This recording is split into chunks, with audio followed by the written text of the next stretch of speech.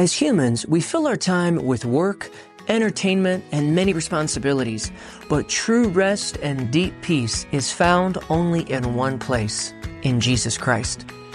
So this week, why not set aside the distractions and refocus yourself on the one who can give you true rest and true peace? Jesus told us, "Come to me, all you who labor and are heavy laden, and I will give you rest."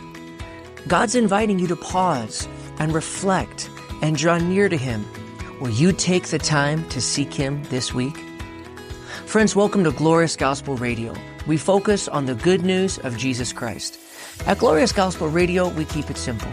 We teach God's Word verse by verse and chapter by chapter to help you understand the Bible, grow in your faith, and live an abundant life in Jesus Christ by experiencing His grace. And as we're continuing in our study of the gospel and what the good news is, of course, this has led us to study the life of Jesus Christ Himself. Jesus not only gives us the gospel, tells us the good news, but Jesus Himself, He is the gospel. He is our salvation. And so we're studying the life of Jesus in the Gospel of John, and we find ourselves in John chapter 4. Now, if you haven't been able to join us for our previous devotional studies, I do encourage you to listen to those previous episodes on our website or download our app. You can go to our website, gloriousgospelradio.com, or you can download our app, Calvary Chapel, Puerto Rico, and you can find all the previous episodes there.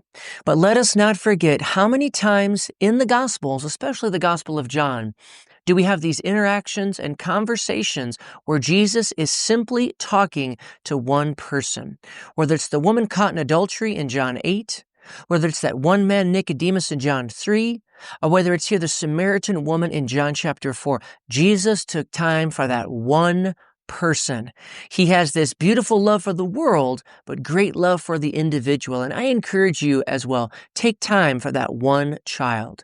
Take time for that one coworker, that one neighbor. Let the Lord work in you and through you to minister to just that one, following in the steps of Jesus. And so here in John chapter 4, we've gone through so much of this conversation learning about true worship and how only through Christ can we get our deepest thirst and deepest hungers met. But here in John chapter 4, as the chapter continues, Jesus tells us something very unique. Jesus tells us, in a sense, what feeds Him. Let's continue to read from verses 27 down to 34, and we're actually going to learn about something that I call the Jesus diet. The Jesus diet. I know that sounds a bit strange, but you'll see what I mean. Let's read these verses together, starting in John chapter 4, verse 27. It says, "And at this point His disciples came, and they marveled that He talked with a woman. Yet no one asked, 'What do you seek?' or 'Why are you talking with her?' The woman then left her water pot, went her way into the city, and said to the men, 'Come see a man who told me all things that I ever did. Could this be the Christ?' And then they went out of the city, and they came to Him." And here it is. "In the meantime, His disciples urged Him, 'Rabbi, eat.' But He said to them, 'I have food to eat of which you do not know.' Therefore the disciples said to one another, 'Has anyone brought Him anything to eat?' And Jesus said to them, 'My food is to do the will of Him who sent me and to finish His work.'" Friends, let me read verse 32 and 34 one more time and listen, in a sense, to what we could call the Jesus diet. He said to them, "I have food to eat of which you do not know. My food is to do the will of Him who sent me and to finish His work." Friends, I know that sounds a little bit strange, the title of our study today, The Jesus Diet, but let me explain what I mean. If you know anything about exercising and dieting, and if you look around or search on the web, there's all kinds of different diets out there, aren't there? There's the Atkins diet, there's the keto diet, there's the carnivore diet, there's the paleo diet. All kinds of different diets that people try to take. Even in Christian circles, there's something called the Daniel diet. Now, let me warn you, don't associate spirituality with food. We know that that was something that the Jews thought in the Old Covenant, but in the New Covenant, in the New Testament with Christ, there is no spirituality to location. There is no spirituality spirituality to food and these external things. So just be on guard against that. But nonetheless, there's all kinds of different diets, even sometimes within the church. But Jesus gives us an interesting insight here, doesn't he? He says, I have food to eat of which you don't know.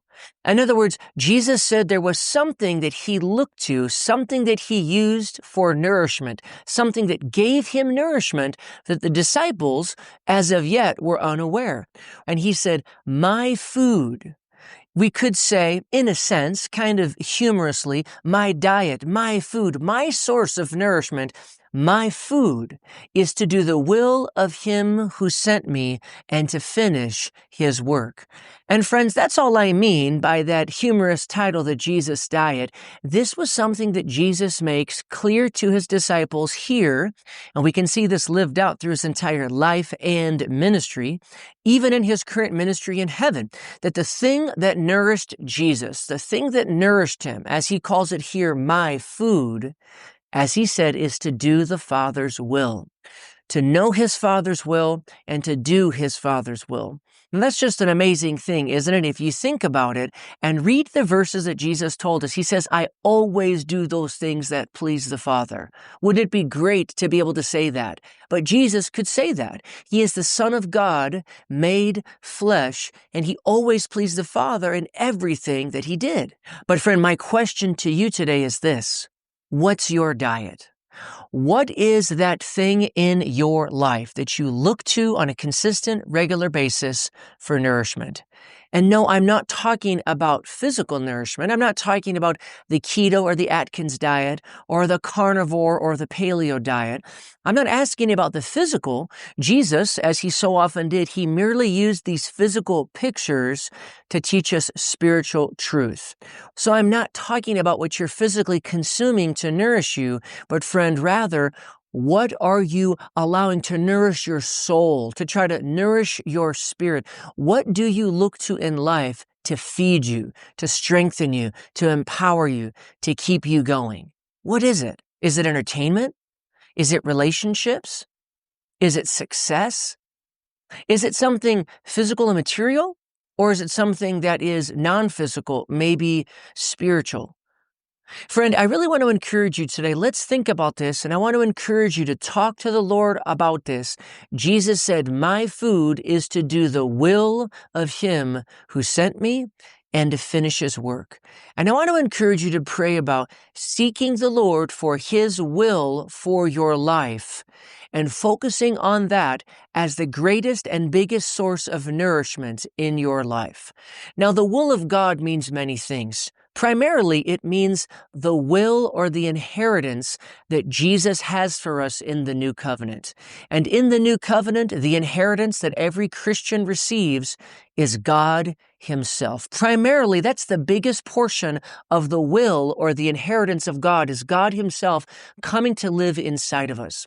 But in addition to that, friends, listen, when we talk about the will of God, this has the idea of a plan, of a calling that God has on your life. And I just want to ask you, do you know what that is? As we speak about the will of God, and if this is something that the Lord would desire for us to focus on and let it nourish and guide our lives, we could kind of speak of the will of God in two general categories. Again, the biggest part is the Lord living in us and that relationship of love with him, his life in us. But he also has a plan for you. Now, there is a general plan of the will of God, his general desires for everybody. And the general will of God would include things like this. The Lord wants you to be saved. He wants everyone to be saved. The Lord, in a general sense, his will is that we would live holy lives and be set apart to him. It's in God's will that you would live as a loving person, to love the Lord your God and to love your neighbor.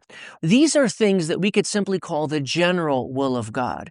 We could summarize that and just say, in a general sense, the Lord desires for every believer, yes, every human, but every believer, to please him. To please him. But friends, even beyond that, beyond the general will of God, he wants you to be saved. He wants you to live a holy life, a life that is loving, a life that pleases him. But even beyond that, there is the personal will of God. The Lord has a calling just for your life.